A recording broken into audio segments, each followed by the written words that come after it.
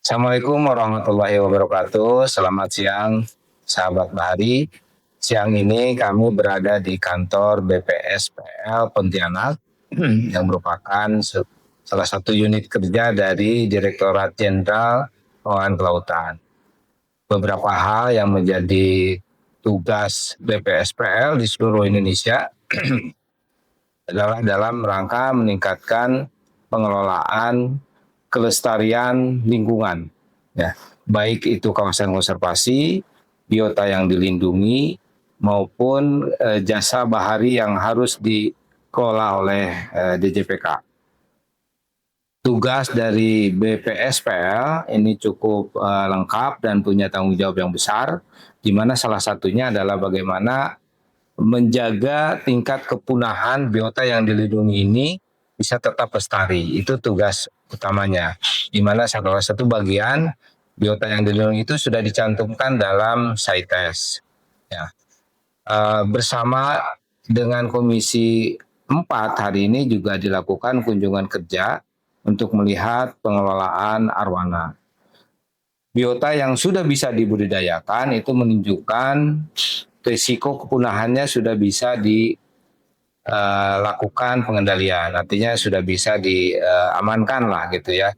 Nah hari ini bersama saya ada Pak Hendra, staf ahli menteri yang bergerak di bidang lingkungan hidup dan konservasi, kemudian ada Pak Direktur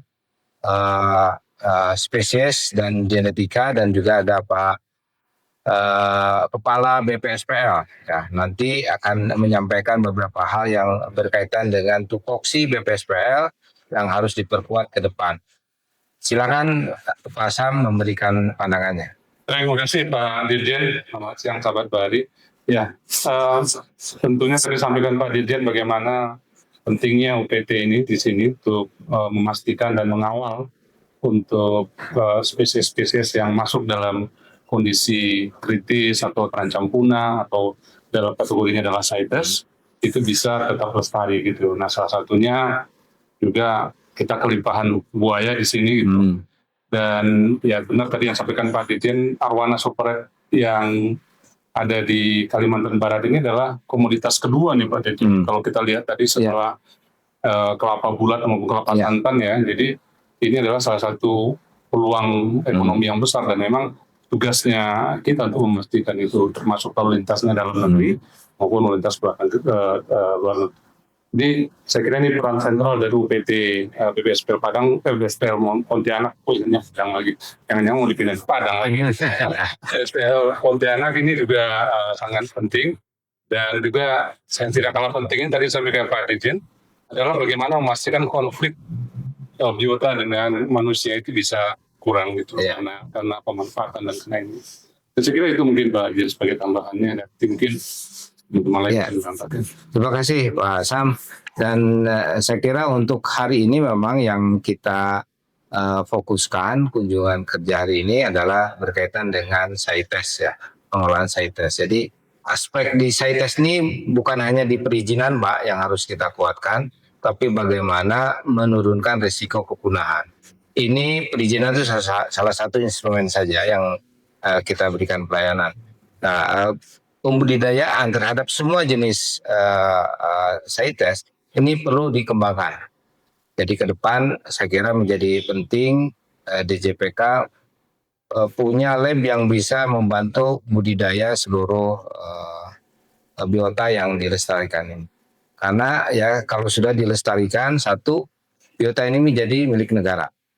Kedua, ini kalau bisa dibudidayakan punya nilai ekonomi yang tinggi. Nah, itu tugas Pak Direktur sebagai yang membidangi spesies dan genetika. Silakan Pak. Memang UPT ini menjadi ujung tombak untuk melaksanakan 3 program dasar gitu ya. Dari mulai upaya perlindungan, memastikan tingkat kepunahan itu bisa kita turunkan pelan-pelan gitu, populasi di alam bisa kita tingkatkan oleh pertanian, dan bagaimana kita mengatur tata kelolanya agar nilai manfaat ini bisa sustain, tidak hanya generasi sekarang, cuma bisa dinikmati generasi yang akan datang. Nggak hanya cerita saja. Tidak hanya cerita. Jadi Nggak jangan hanya sampai ngomong nanti gitu ke ya. depan itu tinggal cerita aja dulu di Kalimantan pernah ada Iya. arwana sofra. Jadi itu haknya generasi yang akan datang bisa memastikan itu bisa dilihat tanggung jawab kita itu. Memastikan Jangan itu ngomong gitu ya. tidak Pak. hanya omong. Terus yang kedua mungkin yang juga beban berat Pak Dirjen Pak Sam. Ini di Undang-Undang 32 tahun 2024 ini, KKP ini dapat mandat baru. Jadi kalau selama ini lingkup pengelolaannya baru sebatas ikan bersirip yang dilakukan teman-teman di UPT, paling tidak di Undang-Undang 32 itu ada 4 sekarang penambahan itu. Dari mulai taksa mamalia, itu semua kontennya paus, lumba-lumba itu pengelolaannya pindah ke KKP. Hiu paus juga. Termasuk hiu paus di situ. Terus ada reptil, itu penyu buaya yang pindah ke KKP yang tadi Pak Dirjen Pak Sam sempat lihat penampungan sementara di belakang, itu yang kasus-kasus konflik antara buaya dengan warga. Terumbu karang pun juga sama, jadi selama ini ada di Kementerian Kehutanan, pengelolaannya kan di KKP termasuk terima. Nah ini jadi beban berat lah, tanggung jawab tantangan bagi teman-teman di tingkat lapangan, di tengah situasi seperti sekarang gitu ya, di mana penambahan tanggung jawab ini tetap bisa kita laksanakan dengan baik. Saya rasa itu dia Pak Dirjen. Ya baik, terima kasih Pak Direktur. Jadi saya melihat tanggung jawab ini makin nambah. Ya pertama besar dengan adanya biota yang jadi lingkup tanggung jawab kita. Pengelolaan di lingkungan, artinya di daerah, ini kan bebannya banyak nih. Jadi satu BPSPL ini di sini aja di Pontianak mengkoordinasikan ada 10 provinsi ya. 10 provinsi. Nah, ini ke depan gimana Pak Kepala Balai ini? Terkait dengan teknis, terkait dengan kolaborasi dengan teman-teman daerah menjadi sangat penting. Karena BPSPL Pontianak punya 10 provinsi wilayah kerja, tentu kalau hanya dengan staf kita ini sangat tidak cukup. Jadi sehingga kita bisa berkolaborasi dengan teman-teman pemerintah daerah. Seperti contoh kita baru mendapat mandat untuk pengelolaan tata kelola buaya. Ini kita bekerja sama dengan teman-teman daerah, terutama yang dari Damkar. Nah, memang yang menjadi permasalahan mungkin dari skill SDM-nya nanti kita siapkan untuk teman-teman dari pemerintah daerah ini bisa secara SDM ini bisa menangani. Jadi first responnya ini teman-teman daerah, baru nanti kita tidak lanjuti. Nah itu. Kemudian yang kedua ini memang terkait dengan pelaku usaha yang ada di daerah ini yang menjadi mitra kita ini. Kita coba bagaimana mereka mengikuti regulasi kita dan bermitra dengan daerah. Nah kemarin tadi pun kita sudah ketemu dengan Bupati Kabupaten Kapuas Hulu siap mendukung itu Pak Dirjen. Jadi mereka siap mensupport itu terkait dengan apa yang mereka bisa siapkan dan mereka akan support. Jadi sehingga mereka berharap ada PAD bagi mereka dan juga regulasi yang ada ini tetap jalan. Itu Pak Dirjen. Baik, terima kasih. Ini kelihatannya ke depan DJPK di KKP ini harus mengembangkan sebuah jejaring kerja yang lebih kuat, bukan hanya sebagai mitra, tapi juga sebagai kolaborator, kerjasama.